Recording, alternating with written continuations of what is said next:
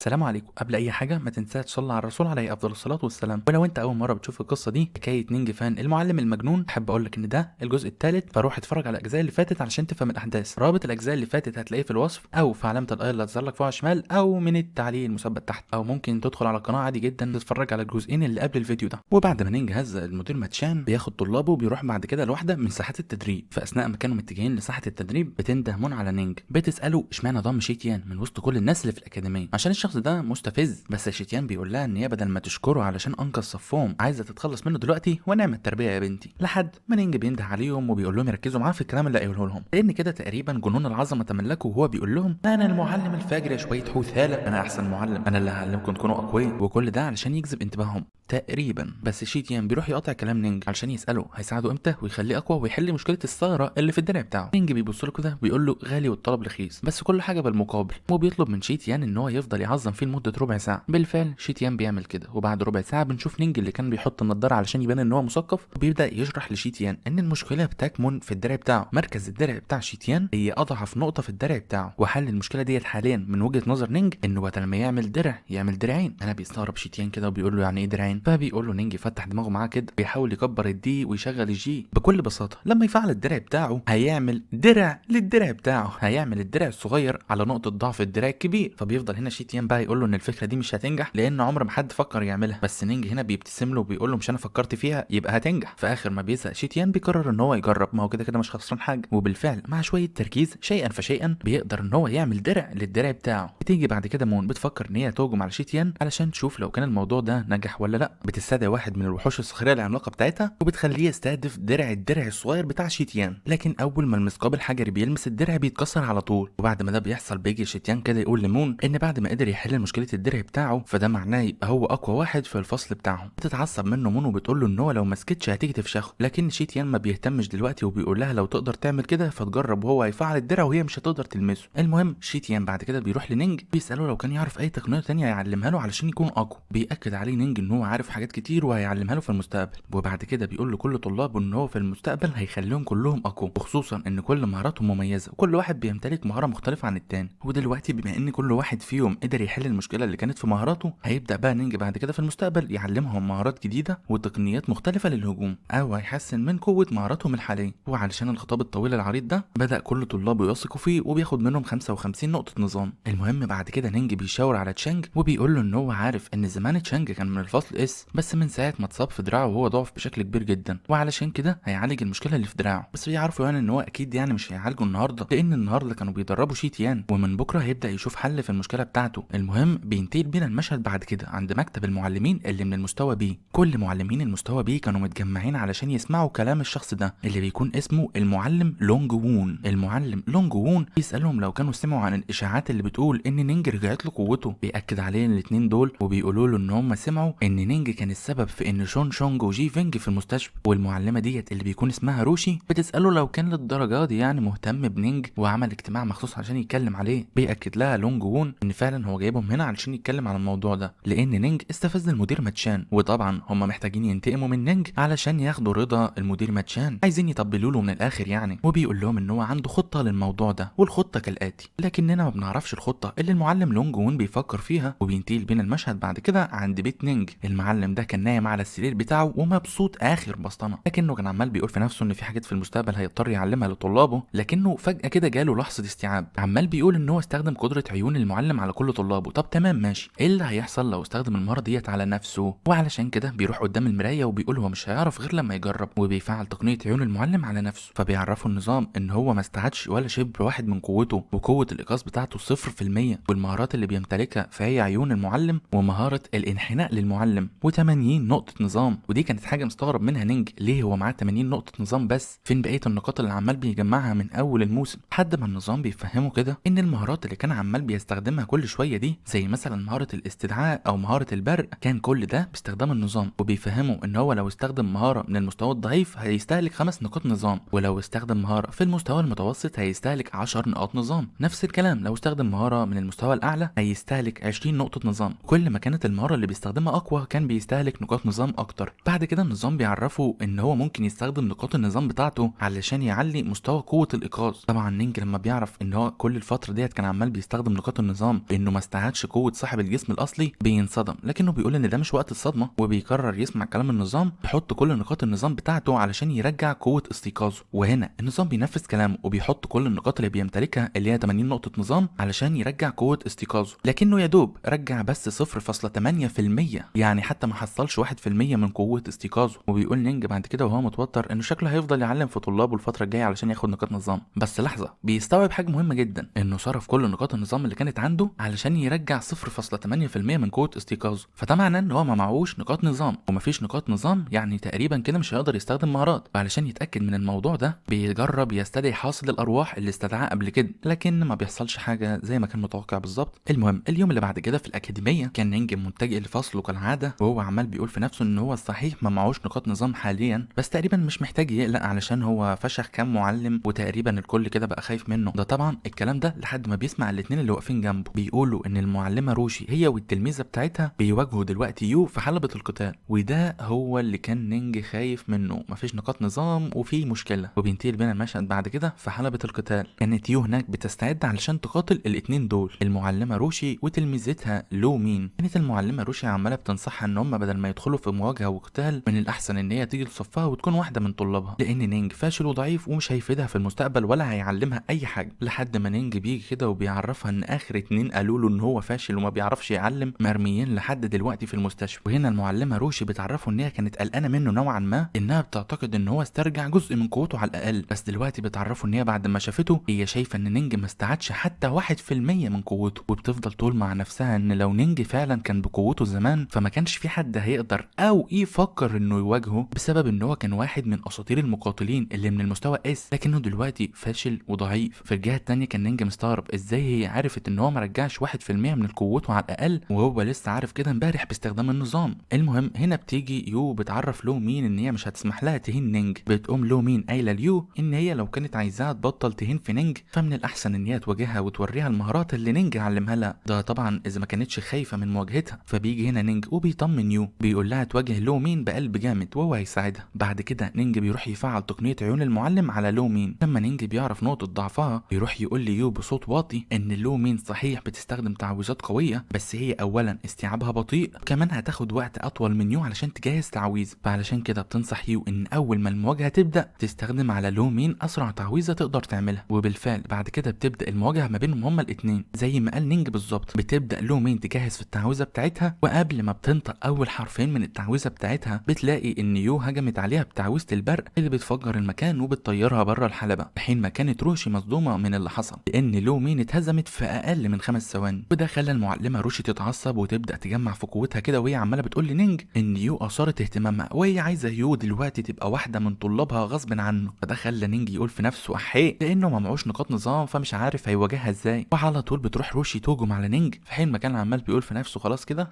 تقريبا كده خلاص انتهت القصه وهيموت تاني. وبيتمنى هنا بقى ان المره الجايه لما يموت يا ريت ينتقل لعالم تاني ويتجسد في جسم عيل صغير علشان يبدا حياته من الصفر، مش ينتقل لجسم استاذ ضعيف في الاكاديميه الكل بيكرهه. لكن هنا المؤلف بيتدخل وبيقول له لا يا حبيبي هي القصه على مزاجك ولا ايه، وبياخد نينج 10 نقاط نظام من يو علشان قدر يساعدها انها تهزم لو مين. فنينج هنا بيبتسم كده وبيقول يا سلام سلم، ايوه كده يا مؤلف دلعني. وبيبدا بعد كده يستخدم تعويذه ناريه باستخدام نقاط النظام، وبيوجه التعويذه ديت ناحيه وش المعلمه روشي، لكن طبعا بسبب ان نقاط النظام ديت قليله هو استخدم تعويذه نظام ضعيفه، وعلشان كده قدر بس يا دوب يحرق وش المعلمه روشي. فده يا دوب خلاها بس تتعصب اكتر، بتقول له ان هو كده شكله هيوجع دماغها ومش هتاخد الطالبه بتاعته. فبدل ما بتهجم عليه بتوجه ضربتها ناحيه يو، فبيتجه على طول نينج علشان يصد الضربه ديت او ياخدها مكان يو. وبيحصل انفجار كبير جدا في الحلبه، لكن اول ما بيختفي الغبار اللي في المكان بنلاقي ان نينج عمل درع، ده بسبب انه لما اندفع علشان ينقذ يو زاد في نظر يو، فبالتالي حصل منها على 60 نقطه نظام، في حين ما كانت روشي مصدومه ازاي نينج قدر يصد الضربه ديت وهي مش حاسه منه باي طاقه استيقاظ روحيه. وهنا نينج بقى بيفضل يتريق عليها وبيبدا التبذير بتاعه في نقاط النظام، لانه بيستدعي واحد من شياطين الجحيم وواحد من المستذئبين الاقوياء، وبيخلي الاثنين دول يروحوا يهجموا على المعلمه روشي. وبيفضل هو واقف على جنب كده مع يو عمالين بيتفرجوا على روشي وهي عماله بتتفشخ من الاستدعاء بتاعه ده، لحد ما بيجي تشانج علشان يطمن على يو لو كانت كويسه. وفي الجهه الثانيه كمان كانت لو مين راحت تاخد المعلمه روشي للدكتور، وقبل ما بتمشي كده بتقول لنينج يستنى لانها انها هتنتقم منه، وده خلى نينج عمال يقول في نفسه كده هو كل ما يهزم حد في العالم ده هيقول له ان هو هينتقم منه. المهم نينج بيوجه كلامه بعد كده لتشانج وبيعرفه ان هو كمان شويه هيصلح دراعه. فهنا تشانج بيتبسط جدا وبيسال نينج لو كان متاكد من كلامه ده هل الموضوع ده بجد، لانه حاسس انه كان هيفضل طول حياته عايش معاق. بيبص له كده نينج وبيقول له عيب عليك يا ابني، هو انا عمري ضحكت عليك في حاجه؟ بعد شويه بيروحوا هما الثلاثه يقفوا في ساحه فاضيه، وفي حين ما كانت تشانج مش فاهم برضه نينج هيعالجه ازاي، كان نينج بيطلب من يو تهجم على تشانج بحيث انهم يجبروه انه يستخدم دراعه اليمين. وبالفعل بتستعد يو بتعويذه جليديه وبتوجهها ناحيه تشانج اللي كان مصدوم ومش عارف يعمل ايه، وبدل ما يستخدم دراعه اليمين في الهجوم علشان يصد الضربه او حتى يلغيها بيقرر انه يحاول يحمي نفسه بيها. بس قبل ما يو تصيبه بتلغي التعويذه بتاعتها وبتحوله لتلج عادي. بيبص لها نينج كده وبيسالها انت لغيت الضربه ليه؟ بتقول له كده وهي محرجه ان هي ما كانتش عايزه تاذيه، والاتنين دول بيحمروا خجلا. بس في الناحيه التانيه كان نينج هيتفقع مرارته منهم هما الاتنين، وبيعرفها بعد كده ان هو مش عايز ياذيه، بيفهمها ان هو عايز يجبره على استخدام ايده اليمين وده هيخليه يتعالج، بس علشان يعمل كده محتاج يحطه في خطر حقيقي. فعلشان كده بتستعد بتعويذتها الجليديه مره تانيه، والمره دي بتهجم على تشانج. الهجمات الجليديه بتحاصر تشانج من كل مكان، فبيستعد علشان يلغي الضربه ديت باستخدام دراعه اليمين، لكنه مش بيقدر يحرك دراعه اليمين كويس والهجمات كلها بتيجي فيه، فبينتهي بالحال على الارض مفشوخ. بتروح يو كده تطمن عليه في حين ما كان نينجا عمال بيقول في نفسه انه كده مش هيعالج الواد، الاتنين دول مع بعض مش هيتعالجوا، ده هيفشلوا اكتر مما هم فشل. وبنرجع تاني لمكتب المعلمين اللي من المستوى بي. كان كل المعلمين مصدومين لما عرفوا ان نينج قدر يهزم المعلمه روشي، بس اكتر حاجه ما كانوش مصدقينها لما قالت لهم ان نينج ما استعادش طاقته لكنه قدر يستخدم مهاره استدعاء قويه. بتقوم المعلمه روشي قايله لهم وهي عماله بتظبط ضوافرها بعد ما نينج بوظها لها ان لو ما كانوش مصدقينها يقدروا يروحوا يواجهوا نينج بنفسهم، لانها مش عايزه تحصل شون شونج وجي فينج في المستشفى. والكلمه ديت كانت كفيله باسكاتهم كلهم، وكانوا كلهم خايفين يعملوا كده. لكن المعلم لونج وون بيقول في نفسه كده ان هو عنده فكره جديده، وبيقول لهم بعد كده ان الفكره بتاعته جامده فشخ. بما ان دلوقتي في قانون جديد بيقول ان اي فصل هيكون فيه اقل من 7 طلاب فالفصل ده هيتفكك ويطرد المعلم بتاعه، فكل اللي عليه يعملوه انهم يعملوا اختبار ويخلوا واحد من طلاب نينج يفشل فيه. المهم بينتقل بينا الحال بعد كده عند عياده الدكتور تشاو تشاو في الاكاديميه. كان نينج عرض عليها فكره علشان يعالجوا تشانج، بس هي كانت معترضه جدا لانها كانت شايفه انها تقدر تعالج تشانج بقدراتها الشفائيه، وبالغلط قالت لنينج ان هي دكتوره من المستوى اس. فهنا نينج بيستغرب من كلامها وبيسالها لو كانت فعلا من المستوى اس، بتقوم عامله نفسها عبيطه وبتقول له ان هي قالت اس بالغلط وكان قصدها بي. فهنا نينج شك فيها اكتر وكان لسه عمال بيقول في نفسه انه فاكر ان النظام قال له انها جاسوسه، فبيرجع يستخدم عليها عيون المعلم مره تانية عشان يشوف النظام هيقول له ايه. بيعرفوا النظام انها بتمتلك مهارات شفائيه من المستوى اس، وكمان بتمتلك مهارات سحر التآكل او بمعنى تاني مهاره مسح الذكريات. فهنا نينج كان عمال بيقول مع نفسه ان النظام قال له قبل كده انها جاسوسه، دلوقتي هي بتقدر تستخدم سحر الشفاء وكمان مهاره مسح الذكريات، لا كده شكلها وراها حكايه. المهم بنشوفها بعد كده وهي بتحاول تعالج ايدي تشانج، بس فجاه بتبطل تستخدم سحر الشفاء بتاعها على تشانج وبتبقى شكلها متعصبه جدا منهم هما الاثنين. وبتعرف نينج كده وهي متعصبه ان تشانج ما عندوش اي مشكله في ايده لان سحر الشفاء لما بتستخدمه عليه مش بيحصل اي حاجه. بس قبل ما تشانج يسمع الكلام ده كان نينج استخدم عليه السحر علشان يكتم ودانه ويخليه ما يقدرش يسمع اي حاجه. وهنا بيبدا نينج يفهمها ان هو علشان كده كان عايز يعمل خدعه معاها، والخدعه دي هتساعد تشانج وتعالجه من المشكله اللي عنده. بس هي بتقول لنينج ان هي ساحره شفاء من المستوى اس، ولو هي ما قدرتش تعالج تشانج فما فيش حد هيقدر يعالجه. طبعا هي هنا قالت برضه بالغلط انها من المستوى اس، علشان كده نينج بيسالها لو كانت متاكده ان هي من المستوى اس مش من المستوى بي. فلما بتساله هو يقصد ايه بيقوم نينج معرفها انها كل شويه بتقول بالغلط انها من المستوى اس، وده تقريبا بسبب انها بتمتلك سحر مسح الذاكره. السحر ده من اعراضه الجانبيه ان هو ساعات بيخلي الواحد مشوش من كتر ما هو بيستخدم سحر مسح الذكريات على الناس، ممكن ساعات يتلعثم او يتلخبط في كلامه. طبعا الدكتوره تشاو تشاو بتسمع الكلام ده من هنا بتتعصب جدا وبتستخدم تعويذه سحريه على تشانج علشان ما يشوفش اللي هيحصل دلوقتي. بعد كده بتروح تسال نينج وهي متعصبه ازاي عرف كل الحاجات دي عنها وامتى اصلا عرف كل الحاجات دي عنها. بيقول لها نينج بكل ثقه مش مهم هو عارف ازاي، المهم ان هو عارف عنها كل حاجه تقريبا. فبتقرب من نينج كده وهي متعصبه بتكون على وشك تمسح ذكريات تشانج علشان ما يعرفش اللي حصل هنا، لكن نينج علشان يبعدها بيستخدم عليها تعويذه انفجار بسيطه وبيقول لها تشيل ايدها من على تلميذه. بتتعصب الدكتوره تشاو تشاو اكتر من نينج بتقول له ان هي هتقتله النهارده ودلوقتي وبعد كده هتمسح ذكريات تشانج، ولو حد سالها عنه هتقول لهم ان هي ما تعرفش حاجه وكده كده ما فيش حد بيحبه اساسا. وبالفعل بتوجه هجومها بعد كده ناحيه رقبه نينج علشان تقطعها، بس نينج بيقدر يصد الضربه ديت بكل سهوله، فبتفضل توجه لنينج هجمات متتاليه لكنه كان عمال بيصد ويتفادى كل الضربات دي. وفي النهايه بيمسك ايديها كده وبيقرب منها وبيعرفها ان هي مش عدوته وهو مش عدوها فما تحاولش تموته، وبيعرفها ان هي لو ساعدته دلوقتي علشان يعالجوا تشانج فهو مش هيقول لحد على سرها. فبتكرر الدكتوره تشاو تشاو تتماشى معاه كده عشان ما يكشفش سرها، ده طبعا علشان هي شايفه انها مش هتعرف تهزم نينج لكنها بتفكر انها تستنى اللحظه المناسبه وتخلص عليه بعدين. المهم بعد شويه بيجهزوا تشانج ويخدروا دراعه اليمين وهو مش فاهم اي حاجه، فبيبداوا هما الاثنين يفهموه بشكل مرعب كده ان هما قرروا يقطعوا دراعه ويبدلوها بدراع جديد. طبعا تشانج ما بيقدرش يتحرك بيتحرك هنا ولا بيعمل اي حاجه، وده لان نينج بيعرفوا ان هو نسا هيقول له ان هم هيقطعوا دراعه، ونسا هيقول له كمان ان هم هيخدروه، فبيبدا يعيط هنا لانه فاكر ان دراعه هتتقطع وهو متبنج ومش عارف يعمل اي حاجه. وعلشان نينج يخلي الموضوع اسوأ بيجيب دراع قطعه من المانيكان اللي وراه وبيقول له دي هتكون دراعك الجديده. فبيبدا تشانج يعيط اكتر وبيستودع ربنا في دراعه اللي هتضيع منه دلوقتي. لكن بعد شويه بيكونوا خلصوا العمليه، ولما تشانج بيحاول يستخدم ايديه اليمين بيلاقيها قويه جدا، وبيقرر يضرب حاجه، بيجهز ضربته كده وبيوجهها ناحيه الجدار. بيحصل انفجار بصوت عالي خلى الدكتوره تشاو تشاو تسمعهم من الغرفه اللي جنبهم، فلما بتدخل علشان تشوف ايه اللي بيحصل بتندهش وبتكون مصدومه لما بتشوف ان الضربه دي كانت قويه جدا لدرجه انها دمرت الارض وكسرت جدارين. المهم تشانج بيفضل يشكر نينج وبيقول له ان الايد اللي استبدلها ليه اقوى من ايده اللي فاتت، بس هنا نينج بيقرر يعترف له وبيعرفه ان هو ما استبدلش دراعه، الموضوع اصلا ده مستحيل تقريبا، وان دي دراعه الاصليه، لكن هو بس كان عنده صدمه والصدمه ديت خلته مش عارف يحرك ايده رغم ان ايده اساسا ما فيهاش حاجه. فبيبدا تشانج يعيط اكتر لانه كان مفكر ان نينج معلم مجنون وهيقطع له ايده بجد، علشان كده بيعرفه ان هو هيتدرب في المستقبل وهيكون تلميذ يفتخر بيه. المهم نينج بيبص بعد كده ناحيه الدكتوره تشاو تشاو لما بيلاقيها شكلها متضايقه منه، فبيقول لها لو كانت متضايقه من الجدار اللي اتكسر فتعديها له يعني علشان ما حدش يزعل منها. من الاخر كان بيهددها بشكل صريح انه هيكشف سرها للكل، فعلشان كده بتعمل نفسها مش متضايقه وبتقول له دي حاجه بسيطه، لكن في الحقيقه بعد ما تشانج ونينج بيغادروا المكان كانت هتنفجر من جواها. المهم بينتهي بينا المشهد بعد كده عند مكتب المدير ماتشان. كان الراجل الاقرع ده اللي اسمه المعلم هاو هاو بيقول له ان سمع ان هو متضايق من نينج فعلشان كده هيخلص له عليه. الوقت ده كانت تشيو معديه بالصدفه وسمعتهم بيقولوا ان هم عايزين يأذوا نينج، بتقول مع نفسها ان هي لازم المره دي تساعد نينج بجد، وبتبقى خلاص رايحه تغادر المكان بسرعه قبل ما حد ياخد باله منها، كانها ما بتلحقش تعمل كده لان المعلمه روشي بتيجي من وراها وبتسال شيوي هي كانت بتعمل ايه هنا، هل مثلا كانت عماله بتتصنت على المدير ماتشان. المهم بينتهي بينا المشهد بعد كده عند الفصل دي، كانوا زعلانين ومتضايقين جدا من الرساله اللي بعتها لهم المدير ماتشان اللي هي مكتوب فيها ان هيحصل اختبار ليهم كلهم علشان عايزين يخفضوا تكلفه المواد والمعدات اللي بيستخدموها في الاكاديميه، وعلى حسب كلامه ان اغلب الفصول هيمروا بالاختبار ده علشان الطلاب اللي هيفشلوا في الاختبار ده هيتم طردهم لتقليل تكاليف الاكاديميه. طبعا في حين ما كلهم كانوا زعلانين كده كان شيتيان قاعد كده ولا همه عشان يغيظهم، بيصرخ عليهم وبيعرفهم ان هو بيتمنى الاختبار ده ما يكونش سهل علشان يتسلى شويه، وكده كده مش همه اساسا لو اتطرد من الاكاديميه ابوه هيدخله اكاديميه تانية. في حين مامون كانت عماله بتسمع بقى شجارهم ده، كانت عماله بتقول في نفسها هو فين نينج لما بيكونوا محتاجينه، بس ما بتكملش كلامها الا وفجاه بتلاقي الباب اللي قدامها ده اتفتح ويدخل منه نينج وتشانج. بيقول لهم نينج ان هو سعيد جدا ولازم يباركوا كلهم لتشانج، ويتجه بعد كده ناحيه السبوره وبيندهش اول ما بياخد باله من الرساله اللي بعتها له المدير ماتشان علشان الموضوع يكون اسوأ. اتعرفوا مون ان هو من ساعه ما ضرب المعلم شون شونج وجي فينج وهم مرميين في المستشفى، وده معناه ان مفيش معلمين من المستوى سي هيختبروهم، وان اللي هيختبروهم هيكونوا المعلمين اللي بيبداوا من المستوى بي، ودي كارثه حرفيا بالنسبه لهم اللي بتتهم مون فيها نينج ان هو السبب في كل ده. المهم بنرجع تاني عشان نشوف ايه اللي حصل لروشي وشيوي. لما روشي سالت شيوي هي بتعمل ايه هنا عند باب المدير، قالت لها شيوي ان هي كانت عماله بتتمشى بس في الاكاديميه وجت هنا بالصدفه، كانت معديه من هنا يعني. وهنا روشي بتسالها امتى ابوها يرجع للاكاديميه، لان من ساعه ما ابوها بقى رئيس الاكاديميه بسبب اداره الاكاديميه للمدير ماتشان فكل المعلمين اللي في الاكاديميه بيفتقدوه. وبتبقى لسه شيوي راح ترد عليها بس فجاه الباب بتاع المدير ماتشان بيتفتح ويخرج منه المعلم هوهاو بيمسي عليهم وبيسالهم عاملين ايه. بتقوم شيوي مغيره الموضوع وبتعرفهم انها لازم تغادر بسرعه علشان معاها موعد مهم، ويقرر يسلم على روشي، بس لما بيبص على روشي بيلاقيها غدرت المكان وبيفضل هو لوحده كده وهو عمال بيسال نفسه هو انا جربان ولا ايه. المهم روشي بتدخل للمدير ماتشان وبتعرفه ان هي كانت واجهت نينج واكتشفت ان هو ما استعادش قوته، بس في حاجه غريبه رغم ان هو ما استعادش قوه ايقاظه الا انه بيقدر يستخدم مهارات قويه جدا. يرد عليها المدير ماتشان وبيقول لها ان هو مش مصدقها لان المعلم شون شونج وجي فينج مرميين لحد دلوقتي في المستشفى من ساعه ما نينج ضربهم. فبتبص له كده وبتفعل تقنيه عيون الشرينجان بتاعتها وبتقوم سالها لو ما كانش واثق في تقنيه الشرينجان بتاعتها. لما بتفعل التقنيه ديت على المدير ماتشان بيتوتر منها شويه كده وبيقول لها ان هو مش قصده، بس هو بس مش عارف يعمل ايه مع نينج علشان يتخلص منه. بتقوم فهمها بعد كده انه لونج وون خطط يختبر فصل نينج كله، ولو حد فيهم فشل في الاختبار واحد بس على الاقل هيطردوا الفصل كله من الاكاديميه. في اليوم اللي بعد كده بيتجه نينج مع كل طلابه عند ساحه التدريب المجهزه بالمعدات المتطوره. بيقابلهم هناك المعلم هاو هاو، فاول ما نينج بيشوفه كده بيقول ان هو مش متفائل بوش الراجل ده. يا اخي امال ليه بيقولوا عليك ان انت راجل وسخ وسيء السمعه كده مين اللي بيقول كده؟ الحته كلها بتتكلم عليك بتقول انت اوسخ راجل وازبل واحد في المنطقه. المهم المعلم هاو هاو بيقطع تفكير نينج وبيساله لو كان جاي هنا علشان يجرب يستخدم المعدات.